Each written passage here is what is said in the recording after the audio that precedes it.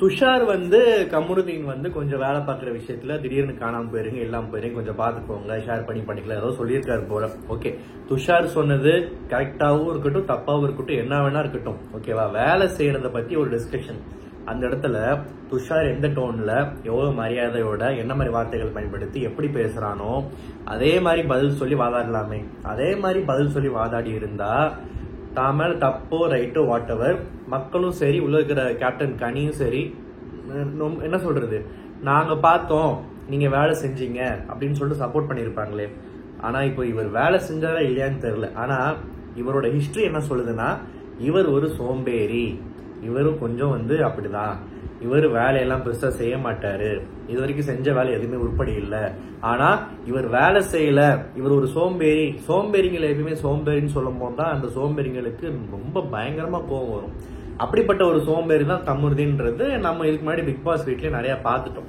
So இவரை போய் வந்து வேலை செய்யலன்னு சொன்னா சும்மா இருப்பாரா?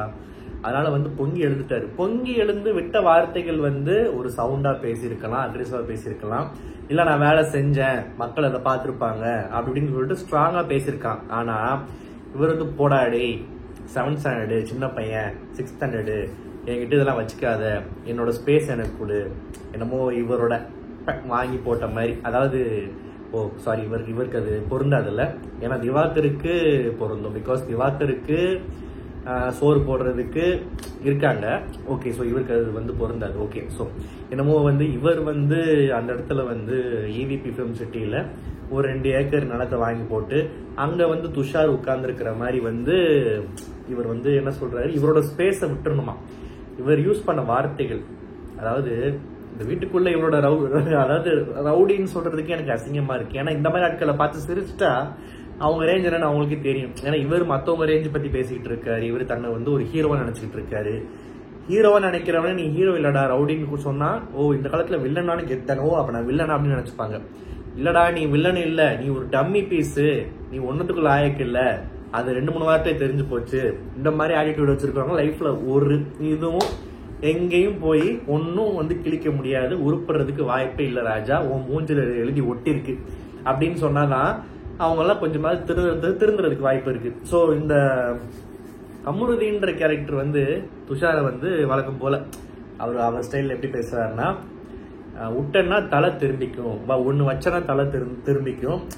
வெளியே பேசியிருந்தா நடக்கிறதே வேற, அது அதை வெளியே இருந்தா அடிச்சிருப்பாராம்மா, அடிச்சிருப்பாரு, சொருகிருப்பாரு, கொலை கூட பண்ணிருப்பாரோ யாருக்கு தெரியும். அந்த மாதிரிதான் கிட்டத்தட்ட வந்து நிறைய கமெண்ட்ஸ் எல்லாம் சோசியல் மீடியால பார்த்தா, இவனை எல்லாரையுமே வந்து இவனை கேஸ்ல போடுங்க, இந்த வீக்கெண்ட் இவனை ஏதாவது கேளுங்க, ரெட் கார்டு கொடுங்கன்னு நிறைய பேருக்கு வந்துடுச்சுட்டு இருக்காங்க.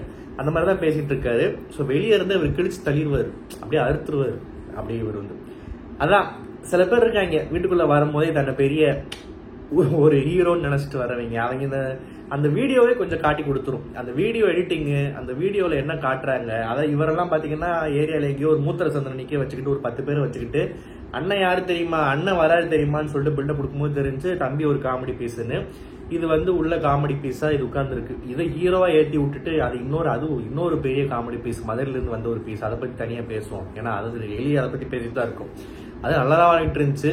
ஆனா போயும் உனக்கு வந்து இவன் கூட போய் சேர்ந்தா எங்க உருப்ப போறேன்னு சொல்லிட்டு அது நாரிக்கிட்டு இருக்கு இப்போ. சோ இந்த காமெடி பீஸ் என்ன சொல்லுது, வெளியே வந்தா அதே வேறையாம், அடிச்சிருவாராம், அரைஞ்சிருவாராம், போய் கக்கூஸ்ல கூட என் கூட வந்து நெல்லுப்பாரு அப்படின்ற மாதிரி சொல்லிட்டு. அப்படி ஆமா, அவன் துஷாரை பொறுத்த வரைக்கும் உண்மையாவே நான் கூட நினைச்சேன் இந்த வாரம் துஷார் அவுட்டு, பெருசா ஒன்னும் விளையாடல, வேஸ்ட்னு சொல்லிட்டு.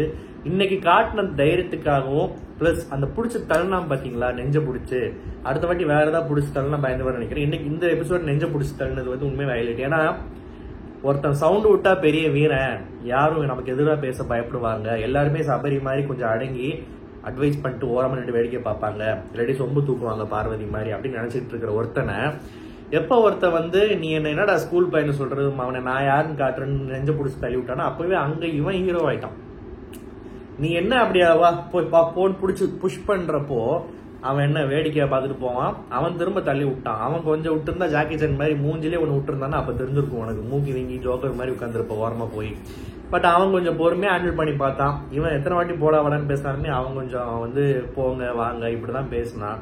நான் வேலை செய்யணும்னு சொல்லவே இல்லையே, நீங்களா ஏன் அப்படி புரிஞ்சுக்கிறீங்கன்னு கோவப்பட்டு சொல்லி பார்த்தா கேட்கல, தள்ளி விட்டான், புடிச்சு தள்ளி விட்டான்.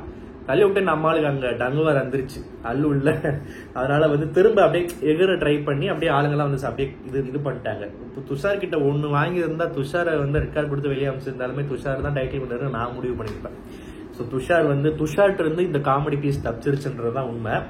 ஸோ இது ஒரு விஷயம். ஸோ துஷார் கிட்ட வம்பு சண்டைக்கு போய் இன்னொரு அகெயின் அந்த ஒரு வயலன்ஸ்ன்னு சொல்லலாம், வெளியே வந்தா வேற, வெளியே அப்படி இப்படின்னு சொல்லிட்டு தன்னை ஒரு ஹீரோ நினைச்சுக்கிட்டு இந்த காமெடி பீஸ் பண்ண ஒரு சீனை பார்த்தோம்.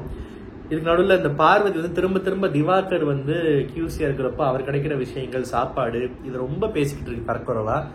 பார்வதிக்கு திவாகர் கையால ஒரு செருப்படி இருக்குன்னு நினைக்கிறேன். திவாகர் ரொம்ப பொறுமையா போயிட்டு இருக்காரு. நான் நேற்று எபிசோட்ல கூட சொன்னேன்ல, இந்த வீட்டுல சாப்பாடை வச்சு அரசியல் பண்றாங்கன்னு கியாமியான்னு கத்துறதே பார்வதி தான். அப்ப அதே சாப்பாடை வச்சு நீ திவாகர் எவ்வளவு மட்டத்துட்டு பேச முடியுமோ பேசிக்கிட்டு இருக்கு. கேட்டா அண்ணேன் ஒன்னேன்ற உன் மேல மரியாதை வந்து காரணமே திவாகரை ஒரு மனுஷனாய் மதிக்காம எல்லாரும் காமெடி பீஸா ஃபர்ஸ்ட் வீக்ல வந்து சில பேர்லாம் வந்து மார்க் பண்ணப்போ பக்கபலமா நின்றது தான். பரவாயில்ல, பாரு வந்து அநியாயத்துக்கு அகேன்ஸ்டா நிக்கிறாங்கன்னு சொல்லிட்டு இப்ப அநியாயத்தின் உச்சமா அருவருப்பின் அருவருப்பின் உச்சத்தில் இருக்கிற ஒரு உருவம் கமருதீன் என்கிற ஒரு ஸ்பீஷீஸ் கூட போய் நீ ஒட்டிக்கிட்டு இருக்கல. அப்பவே தெரிஞ்சு போச்சு, எண்ணத்தோட தான் சேரும்.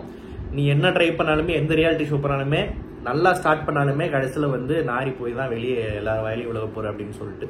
ஸோ இந்தம்மா போலப்பு இப்படி போய்கிட்டு இருக்கு. திவாகர்கிட்ட இன்னைக்கு வாங்கி கட்டிக்கிற ஒரு இடத்துல ரொம்ப ஓவரா போயிட்டு இருக்குன்னு சொல்லிட்டு கொஞ்சம் அப்படியே மூடிட்டு அப்படி ஓரமா போயிடுச்சு. அப்புறம் வாய மூடிட்டு அப்புறம் பார்வதியை வந்து கனி நல்லா நாக்கப்படுங்கிற மாதிரி கேட்கறாங்க. ஒரு வேலையும் பண்ணாது, ஒன்னத்துக்கு லாய்க்கு இல்ல, தண்ட சோறுன்னு சொல்லாம இதெல்லாம் நீ மினிக்கிட்டு தர்றதுக்கு உங்க வீட்டுல உட்கார்ந்துருக்கலாமே, இங்க எதுக்கு வந்த அப்படின்ற மாதிரி நல்லா கேட்டு விட்டாங்க.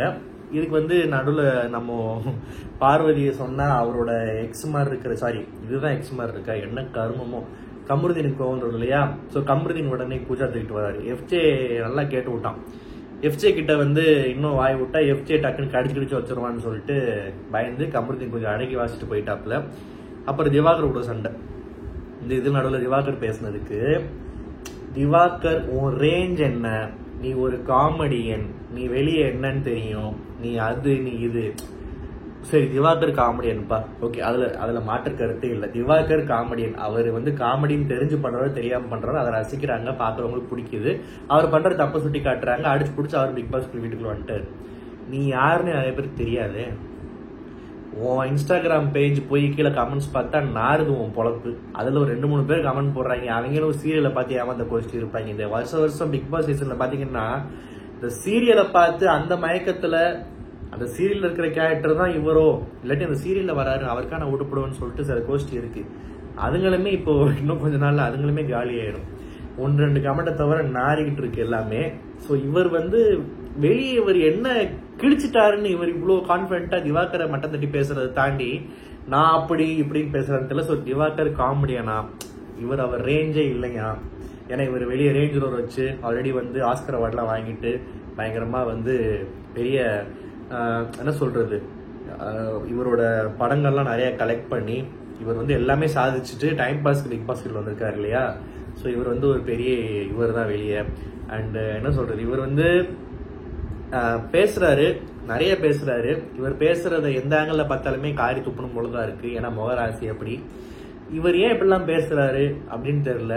இவர் வந்து ஒருவேளை அசீம் மாதிரி இந்த மாதிரி ஏதாவது பண்ணா டைட்டில் வின் பண்ணிடலாம் நினைக்கிறாரான்னு தெரியல. நான் என்ன சொல்றேன், அசீமை அதிகமா விமர்சனம் பண்ணதுல நானும் ஒருத்தன். அசீம் கூட சில எபிசோட்ஸ்ல நியாயமா சில இடங்கள்ல பேசியிருக்காரு. அசீமை கூட வந்து பிடிக்குதோ பிடிக்கலையோ, இன்னைக்கு அவர் மேல தப்பு இல்லை, இன்னைக்கு அவரை தேவையில்லாம ட்ரிகர் பண்ணிட்டாங்கன்னு சொல்லிட்டு சில இடங்கள்ல விக்ரமன் பண்ணது தப்பு, அசீம் பண்ணதான் கரெக்ட் நானே பேசியிருக்கேன். ஆனா இந்த முகரக்கட்டை எந்த ஆங்கிள் பார்த்தாலுமே ஒரு நல்ல எண்ணமே வரமாட்டேங்குது.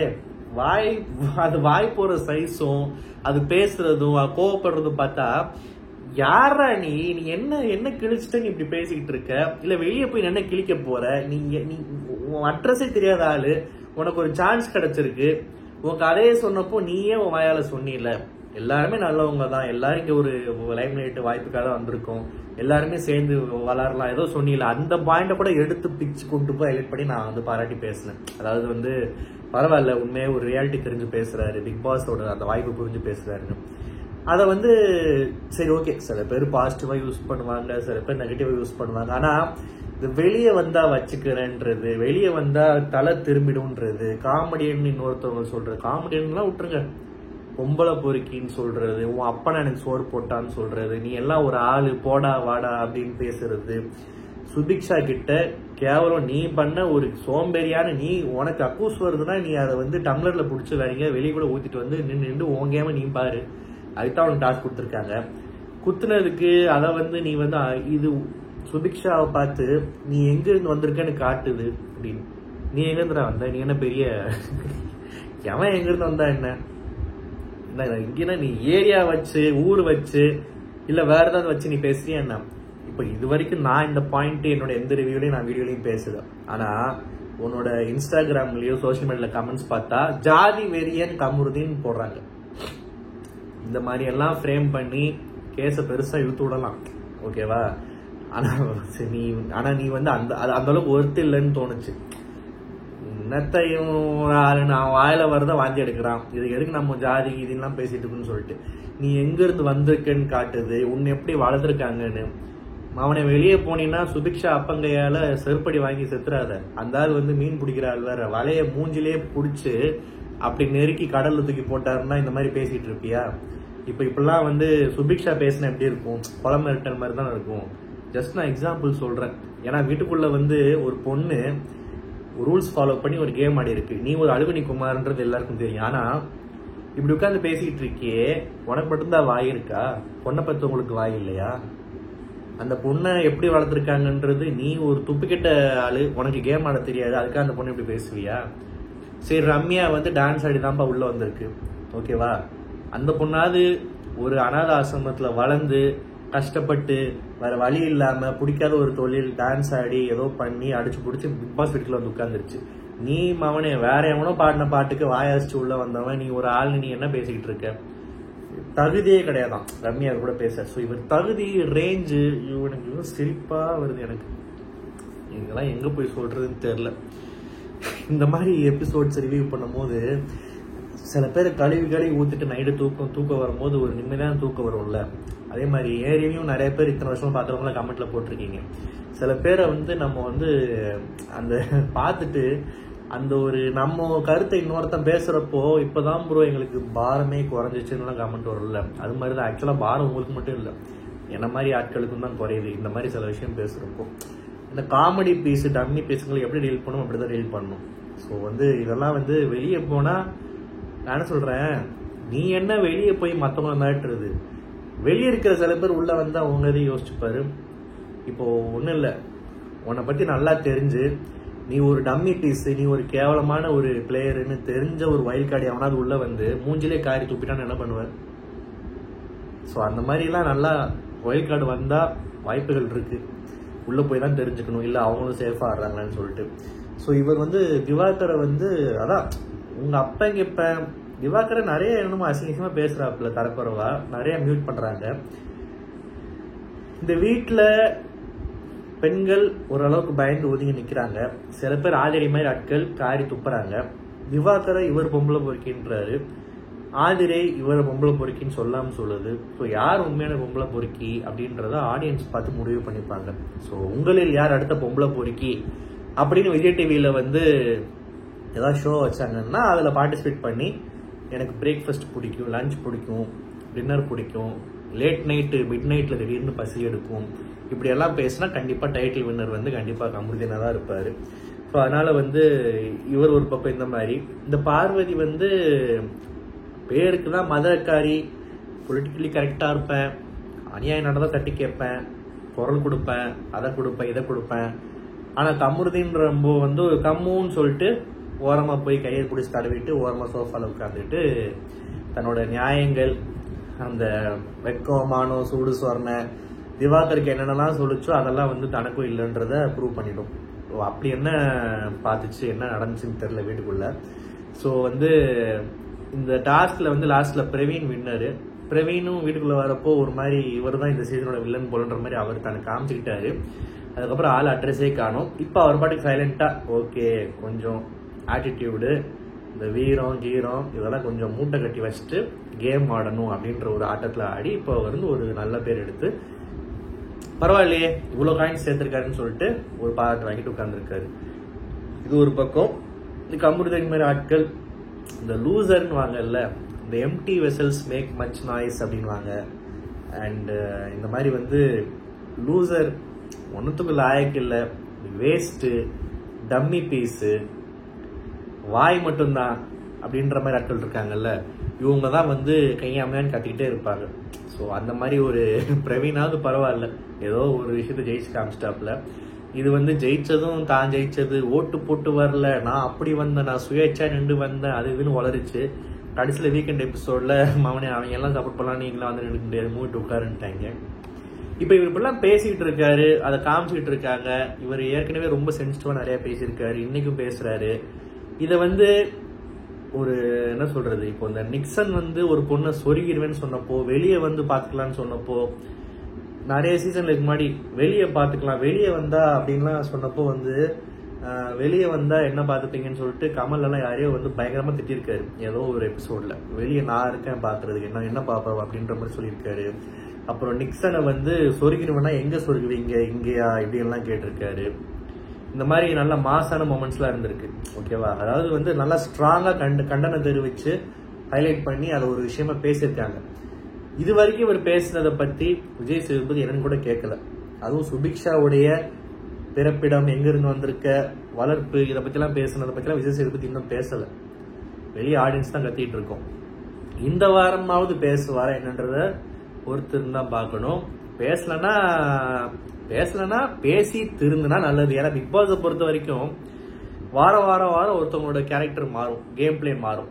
ஒரு வாரம் பண்ண தப்ப வீக்கெண்ட்ல சுட்டி காமிச்சாங்கன்னா திருத்திப்பாங்க, அடுத்த வாரம் நல்ல பேர் எடுப்பாங்க.